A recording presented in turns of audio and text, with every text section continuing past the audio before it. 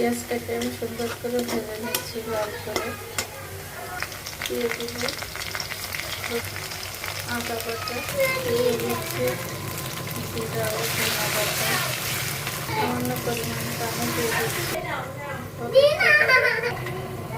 মরিচের গুঁড়া, পরিমাণ মতন লবণ।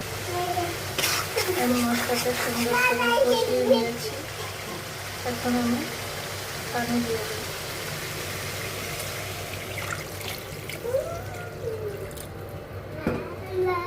এটা বলক আসা পর্যন্ত আমি ওয়েট করব। আমার তরকারি বলক চলে এসেছে। এখন আমি দিয়ে দিব।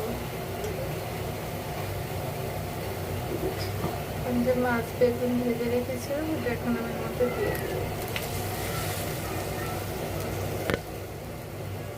এখন এগুলো রান্না হওয়া পর্যন্ত আমি ওয়েট করব।